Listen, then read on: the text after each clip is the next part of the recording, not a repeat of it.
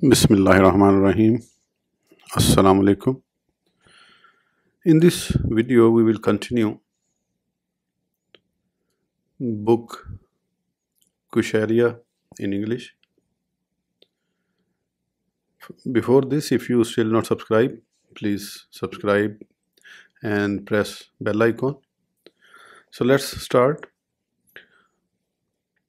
Abu al-Qasim al-Junayd bin Muhammad. He was the leader and master of this Sufi community.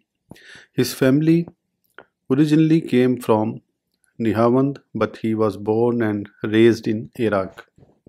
His father was a glassware merchant. Because of this, he was called the bottler. He was a jurist who adhered to the school of Abu Thawr. When he was just 20 years old, he was already issuing legal opinions in the sessions that were presided over by Abu Thawr. He studied under his uncle al-Sari al-Sakti, under al-Harith al-Muhasibi, and under Muhammad Ali al-Qassab. He died in the year 297.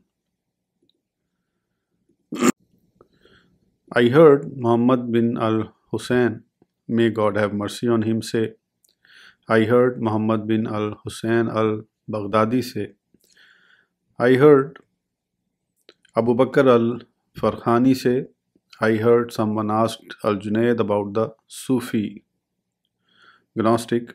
He answered, he who speaks of your secret even though you yourself remain silent.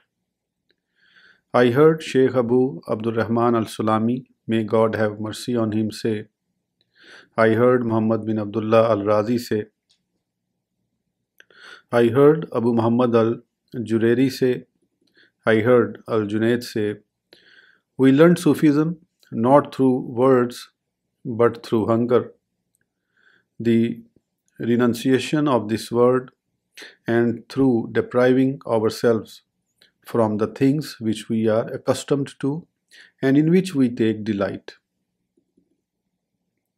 I heard Muhammad bin al-Hussein, may God have mercy on him, say, I heard Abu Bakr al-Razi say, I heard Muhammad al-Jurayri say, I heard Abu Nasr al-Isbahani say, I heard Abu Ali al-Rudbari say, I heard al-Junayd say to a man who discoursed upon divine gnosis and said, the possessors of gnosis arrive at the state of abandoning any movements through the gates of their devotion and intimate proximity to God, may He be great and exalted. To this al-Junayd replied, this is the teaching of those who preach the abandonment of pious works. This, in my view, is nothing but a deadly sin. Even those people who steal and fornicate are better than those who teach this. The Gnostics who know God Most High took their works from God Most High, and through them they will return to Him. Were I to live 1,000 years, I would not miss a single minor act of devotion unless I were prevented from it by forces beyond my control. Al-Junayd said, if it were possible for you to have nothing at your home but a few pottery utensils, so be it. Al-Junayd said, all paths are closed for God's creatures except for those who follow in the footsteps of the Prophet, may peace and blessing be upon him. I heard Muhammad bin al-Hussein, may God have mercy on him, say, I heard Mansur bin Abdullah say, I heard Abu Umar al-Anmati say, I heard al-Junayd say, if a righteous man who has spent thousands of years contemplating God would turn away from him for just one moment, his loss would be greater than his gain. I heard Muhammad bin al-Hussein say, I heard Abu Nasr al-Isbahani say, I heard Abu Ali al-Rudbari say on the authority of Al-Junayd. Al-Junayd said, "In this affair of ours, one must not follow anyone who has not learned by heart the Quran and written down the reports of the Prophet, because our knowledge is bound by the Holy Book and by the Prophet's custom." Al-Junayd said, "This teaching of ours is bound by the foundations of the sacred book and the custom of the Prophet." Al-Junayd also said, "This knowledge of ours is reinforced by the reports of the Messenger of God. May God bless and greet him. Muhammad bin al-Hussein, may God have mercy on him, informed me, I heard Abu al-Hussein bin Faris say, I heard Abu al-Hussein Ali bin Ibrahim al-Haddad say, I attended a lecture of the Judge Abu al-Abbas bin Suraj. He discoursed on the subject of the roots and the branches of jurisprudence, and I liked that. When he saw that I liked that, he asked, Do you know where all this comes from? I answered, Only the judge can say this. He said, This came to me due to my keeping the company of Abu al-Qasim al-Junayd. Someone asked al-Junayd, Where did you obtain your knowledge from? He answered, Through sitting before God for 30 years under that staircase, and he pointed to the staircase of his house. I heard the master Abu Ali al-Daqqaq recount this story. I also heard him say, Someone saw a rosary in his al-Junayd's hand and said to him, In spite of your high spiritual rank, you should still hold a rosary in your hand. He answered, I will not abandon the way which has brought me to my Lord. I heard the master Abu Ali al-Daqqaq, may God have mercy on him, say, Every day al-Junayd came to his store, closed his door and performed 400 prayers, prostrations. He then returned to his house. Abu Bakr al-Atawi said, I was with al-Junayd when he died. He read the entire text of the Quran and began to recite it anew from the cow. He reached the 17th verse, then died. May God have mercy on him. Abu Usman Sayyid bin Ismail al-Hiri. He resided in Nishapur. He originally came from the city of Ray, where he studied with Shah al-Kirmani and Yahya bin Muad al-Razi. He then arrived in Nishapur together with Shah Kirmani and came to Abu Hafs al-Haddad. He stayed with him for a while until he completed his studies with him. Abu Hafs gave him his daughter in marriage. He died in the year 298. He lived more than 30 years after Abu Hafs' death.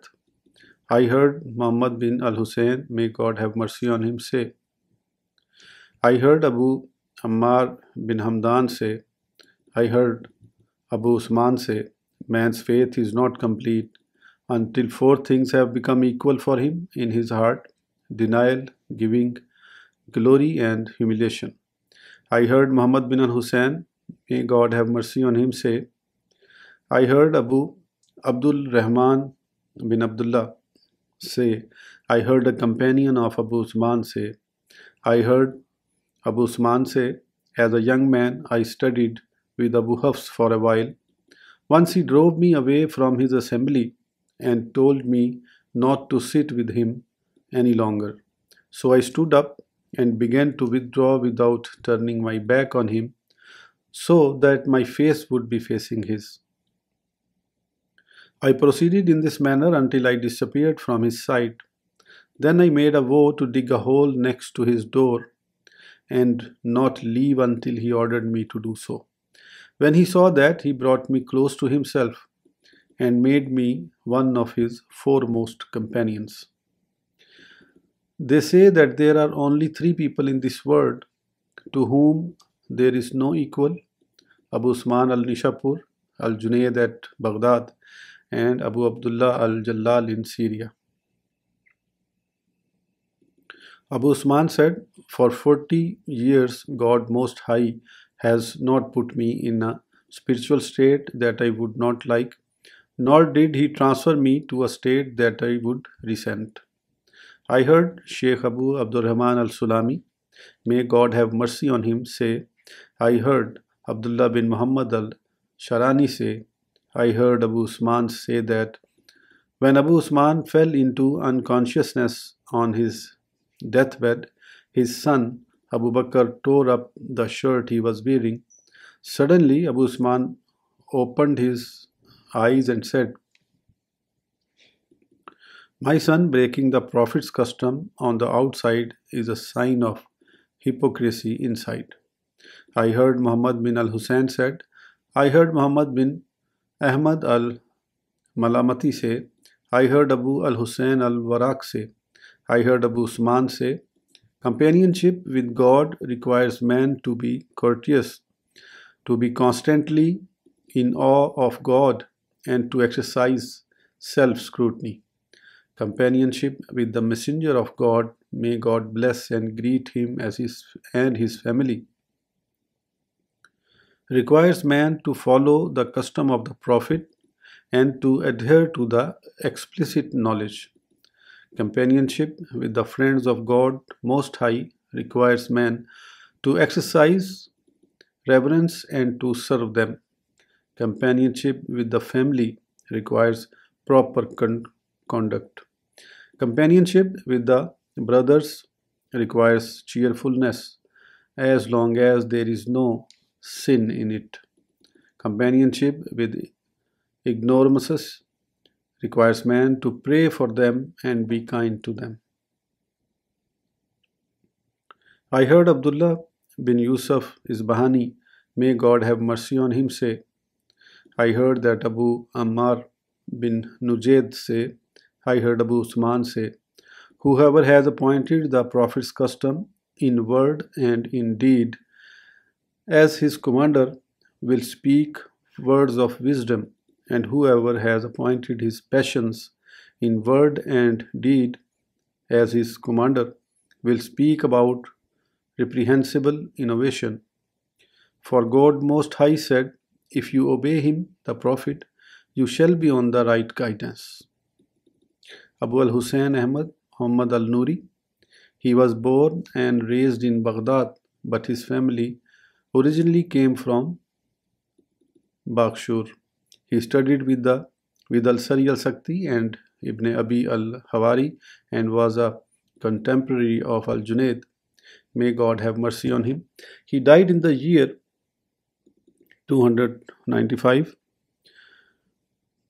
He was a person of great stature who was well spoken and amicable.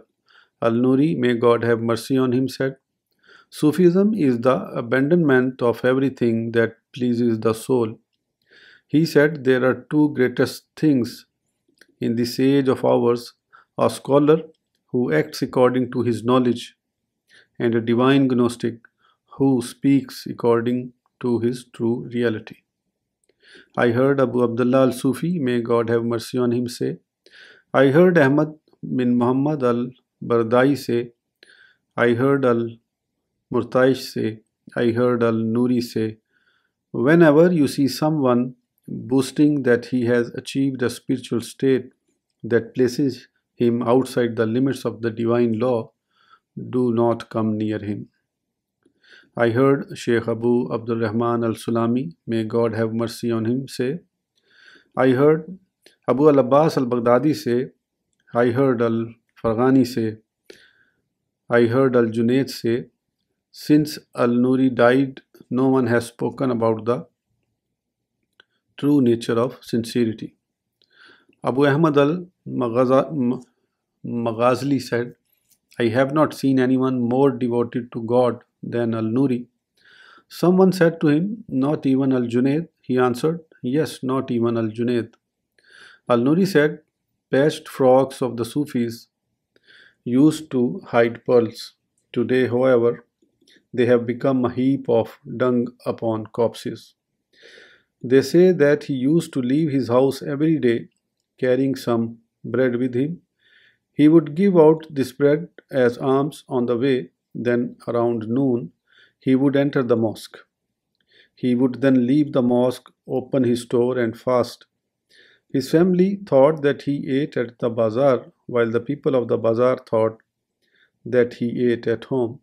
He maintained this practice for 20 years.